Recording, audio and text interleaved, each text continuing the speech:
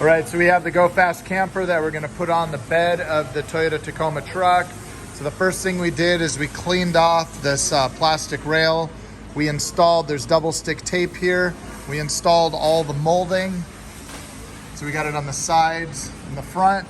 So now we can install this Go Fast camper, and we'll show you that as we start to lift it and put it in place. All right, so we're gonna install the Go Fast camper and open up the doors. All right, we're gonna lift that thing up.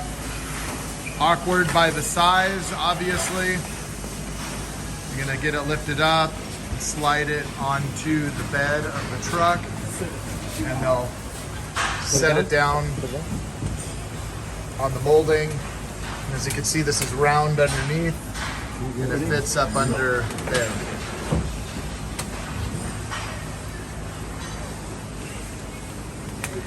So we'll get this thing set into place. This is the brand new design of the Go Fast camper.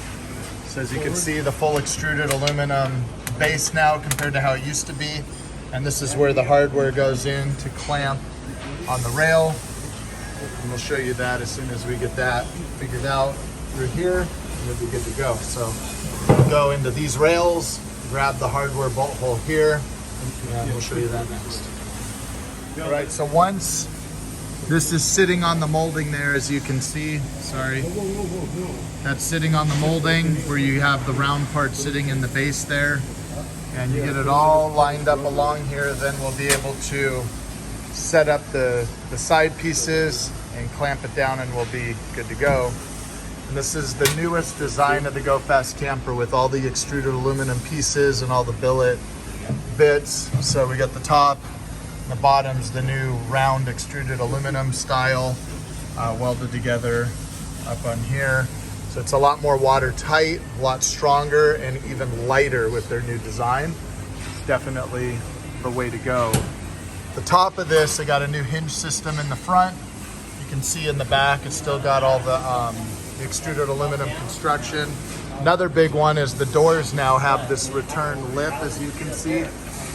So when it closes, it actually seals off, so the water can't get in there. It has this lip on the bottom here, so if it gets wet, it gets the water draining off of the side. Same type of shock, same type of locking mechanism.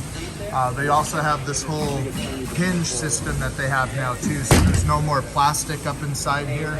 And so they have this right here where this whole aluminum like slides onto this extrusion. So there's no more plastic, this is all aluminum now. So we're good to go. So, right, so this is the new hardware, it bolts in here. So basically we leave it all loose, so then we can connect the side piece to the rail here, and we leave that bolt, so when this is adjusted and then we tighten up inside here, it brings and sucks this down to the molding. So that's what we're working on right now. All right, so now the GFC is on here. You can see that the back's a little bit taller than the front, but that's okay, because when we add some more weight to the back, it's gonna level it out. But you do want the back taller, just so that way you do have compression wheel travel. So the amount of compression travel you have, you could see from where that bump stop is to the bottom out there. So having that extra space definitely helps with not bottoming out over everything. So that makes a huge difference. So we're gonna wind up doing an air bump on the back. We're gonna wind up designing a new shock kit that goes under the bed with a bypass shock. The shock will be kind of angled forward off the back. But this just gives you an idea where we are right now with it, the finished product, and it'll be good to go.